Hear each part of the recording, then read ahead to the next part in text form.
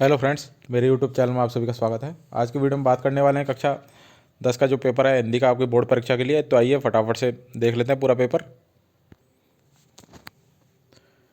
तो जो पेपर है आपका उसमें कुछ निर्देश दे रखे हैं जिनको ढंग से पढ़ लेना है।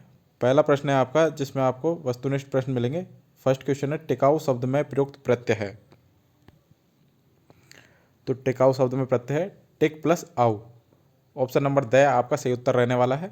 नेक्स्ट है, जगत प्लस ईस की सही संधि है। तो जगत प्लस ईस यानी जगदीश। ऑप्शन नंबर ब आपका सही उत्तर रहने वाला है।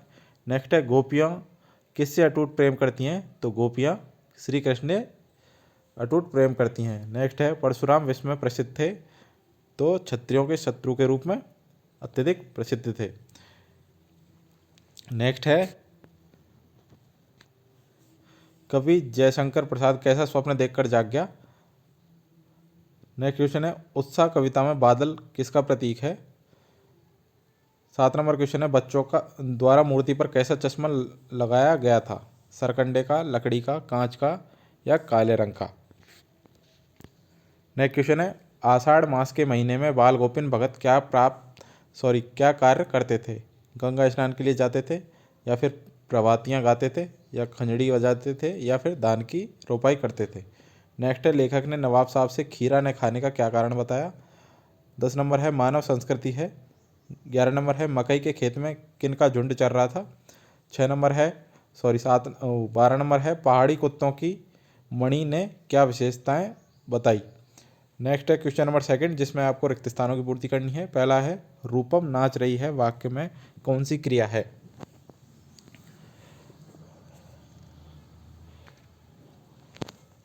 दूसरा है, वह जीवन में उन्नति नहीं कर सका क्योंकि वह आलसी था। यहाँ क्योंकि शब्द में कौन सा अव्यय है। नेक्स्ट है, जो विशेषण वाक्य के उद्देश्य से पहले लगाए जाते हैं उन्हें क्या कहा जाता है। 5 नंबर है, कौन आ रहा है रेखांकित अंश खाली जगह सर्वनाम है। 6 नंबर है, कमजोर शब्द में खाली जगह उपसर्ग का प्रयोग हुआ है। नेक्स्ट क्वेश्चन है जिसमें आपको अपठित गद्यांश दे रखा है जिसको पढ़कर सारे प्रश्नों के उत्तर आपको बताने हैं। ये पूरा आपका गद्यांश है और एक प्रश्न है। पहला है, प्रस्तुत गद्यांश का उचित शीर्षक लिखिए। दूसरा है, संसार में अमर कौन हो पाते हैं। तीसरा है, अमरता पाने वालों को कैसा जीवन बिताने की आदत होती है। 4 नंबर है, मनुष्य पर किन गुणों का प्रभाव जीवन भर पड़ता है। 5 नंबर है, सादा जीवन बिताने की आदत मनुष्य में कैसे पैदा होती है। 6 नंबर है, अधिक शब्द का विपरीतार्थक शब्द बताइए। अब है आपके अपठित पद्यांश जिसको पढ़कर प्रश्नों के उत्तर देने हैं। यह आपका पूरा पद्यांश है। इसके प्रश्न है, प्रस्तुत पद्यांश का एक उचित शीर्षक लिखिए। कवि ने पाठकों को क्या सोचकर मृत्यु से न डरने की सलाह दी है। आगे बढ़ते हैं उससे पहले आप सभी से रिक्वेस्ट है कि जिन्होंने चैनल को अभी तक सब्सक्राइब नहीं किया चैनल को सब्सक्राइब कर लें, नोटिफिकेशन बेल को ऑन कर लें जिससे आपको हर वीडियो की अपडेट टाइम से मिल सके। डिस्क्रिप्शन में व्हाट्सअप ग्रुप का लिंक है, जाइए ज्वाइन कर लीजिए। और हमारा व्हाट्सअप नंबर है 7877896648। अगर आपको कोई भी डाउट हो किसी भी सब्जेक्ट में, कोई भी प्रॉब्लम आ रही हो तो आप हमें मैसेज कर सकते हैं व्हाट्सएप पर। तो आइए बढ़ते हैं नेक्स्ट क्वेश्चन की ओर। नेक्स्ट है, सुमृत्यु का तात्पर्य क्या है। 4 नंबर है, कवि ने पशु प्रवृत्ति किसको बताया है। 5 नंबर है, इस काव्यांश में पंक्तियों के अंत में बखानती, मानती, कूजती तथा पूजती शब्दों के आने से छंद की क्या विशेषता प्रकट होती है। 6 नंबर है, मनुष्य है वही कि जो मनुष्य के लिए मरे पंक्ति में कवि ने क्या प्रेरणा दी है। खंड वह है जिसमें आपके लघुत्तरात्मक प्रश्न दे रखे हैं। उत्तर की सीमा आपकी 40 शब्द की रहेगी। 5 नंबर प्रश्न है, संस्कृति पाठ का लेखक कल्याण की भावना को ही संस्कृति और सभ्यता का महत्व तत्व मानता है, स्पष्ट कीजिए। 6 नंबर है, बिस्मिल्लाह खां के गालों पर रहस्यमय मुस्कुराहट के साथ चमक कब दिखाई देती थी। 7 नंबर है, क्या आप सूरदास के समान उद्धव को भाग्यशाली मानते हैं या नहीं। अपनी कल्पना शक्ति के आधार पर सही तर्क देकर स्पष्ट करें। 8 नंबर है, मिला कहाँ वह सुख जिसका मैं स्वप्न देखकर जाग गया, यह कथन से कवि का क्या आशय है। 9 नंबर है, भोलानाथ की मैया उसको थोड़ा और खिलाने का हट क्यों करती है, वह उसके बाबूजी से क्या कहती थी। 10 नंबर है, पर्वतीय स्थल कटाव का संक्षिप्त परिचय देते हुए बताइए कि उसे भारत का स्विट्जरलैंड क्यों कहा जाता है। 11 नंबर है, तिलिस्म गढ़ना मुहावरे का अर्थ एवं वाक्य में प्रयोग लिखिए। अब आपको दे रखा है पठित गद्यांश, जिसको पढ़कर प्रश्नों के उत्तर आपको देने हैं। ये आपका पूरा गद्यांश है और इसके क्वेश्चन है आपके सामने। शिष्य ने खां साहब को किस बात पर टोका और किस कारण। दूसरा है खां साहब ने शिष्य के अनुरोध पर क्या कहा। 3 नंबर है खां साहब ने वेशभूषा को लेकर क्या व्यंग किया। 4 नंबर है प्रस्तुत प्रसंग से खां साहब के चरित्र की कौन सी विशेषता सामने आती है। अथवा के अंदर क्वेश्चन है पद गद्यांश दे रखा है। इसके प्रश्न है आपके, लेखक ने नवाब साहब की असुविधा और संकोच के बारे में क्या अनुमान लगाया। 2 नंबर है लेखक की नवाबों के बारे में क्या धारणा है। 3 नंबर है लेखक की क्या आदत थी और क्यों। 4 नंबर है इस गद्यांश में लेखकों के स्वभाव की क्या विशेषताएं सामने आती हैं। 13 नंबर प्रश्न है प्रस्तुत गठित पद्यांश पढ़कर दिए गए प्रश्नों के उत्तर लिखिए। तो ये पूरा आपका पद्यांश है। इसके प्रश्न है आपके सामने, शिशु कवि को पहली बार क्यों नहीं पहचान पाया। दूसरा है शिशु ने कवि को कैसे पहचाना। थर्ड है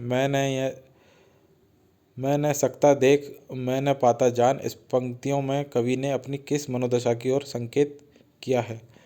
4 नंबर है यदि तुम्हारी माँ ने माध्यम नहीं होती आज, शिशु की माँ को कवि ने माध्यम क्यों कहा है। अथवा के अंदर दूसरा पद्यांश है। इसके प्रश्न आपके सामने हैं, इसको देख लें। 14 नंबर प्रश्न है भगत की कबीर पर श्रद्धा थी, उनकी यह श्रद्धा किन किन रूपों में प्रकट हुई है, बाल गोविंद भगत पाठ के आधार पर बताइए। अथवा काशी विश्वनाथ के प्रति बिस्मिल्लाह खां की श्रद्धा का 100 उदाहरण उल्लेख कीजिए। प्रश्न के 15 है आपके सामने, लक्ष्मण परशुराम संवाद नामक काव्यांश में लक्ष्मण और परशुराम दोनों ही मर्यादाओं का उल्लंघन करते हुए दिखाई देते हैं, इस कथन पर अपना मत लिखिए।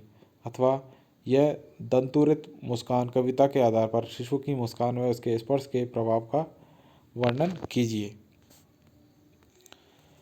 नेक्स्ट है आपके खंड द। 11 नंबर प्रश्न है यशपाल के कृतित्व एवं व्यक्तित्व के विषय में लिखिए। अथवा सूरदास के कृतित्व एवं व्यक्तित्व के विषय में लिखिए। 17 नंबर है कटाव पर किसी दुकान का न होना उसके लिए वरदान है, इस कथन के पक्ष में अपनी राय व्यक्त कीजिए। अथवा अज्ञे ने किस घटना को विज्ञान का भयानक दुरुपयोग माना है, आपकी दृष्टि से अन्य किन किन क्षेत्रों में विज्ञान का दुरुपयोग हो रहा है। प्रश्न 18 है निम्नलिखित विषयों में से किसी एक विषय पर लगभग 300 शब्दों में निबंध लिखिए। पहला है समाचार पत्रों का महत्व, पहला है प्रस्तावना, दूसरा समाचार पत्रों का महत्व, इनके पॉइंट हैं, इनके ऊपर आपको थोड़ा थोड़ा लिखना है। दूसरा विषय है आपका जनतंत्र और मीडिया, तीसरा है राजस्थान के प्रमुख मेले, 4 नंबर है स्वस्थ तन तो स्वस्थ मन। 19 नंबर प्रश्न है स्वयं को उच्च माध्यमिक विद्यालय नागौर का विद्यार्थी अनुपन मानकर अपने विद्यालय के प्रधानाचार्य को शैक्षणिक भ्रमण का आयोजन करने के लिए प्रार्थना पत्र लिखिए। अथवा स्वयं को जयपुर निवासी सुधीर मानते हुए अपने मित्र नमन को उसके जन्म दिवस के उपलक्ष्य में बधाई पत्र लिखिए। और लास्ट प्रश्न है आपका स्वास्थ्य विभाग की ओर से डेंगू रोग के नियंत्रण हेतु चेतावनी संबंधी एक विज्ञापन लिखिए। अथवा मैं जो क्वेश्चन दे रखा है उसको भी देख लें, दोनों में से एक विज्ञापन लिखना है आपको। तो ये थे सारे इंपॉर्टेंट क्वेश्चन जो आपके एग्जाम में आ सकते हैं, इसलिए एक भी प्रश्न को मिस नहीं करना है, सभी प्रश्नों को देख लें। और जिन्होंने चैनल को सब्सक्राइब नहीं किया चैनल को सब्सक्राइब कर लें, नोटिफिकेशन बेल को ऑन कर लें, जिससे आपको हर वीडियो की अपडेट टाइम से मिल सके। मिलते हैं नेक्स्ट वीडियो में। Thank you.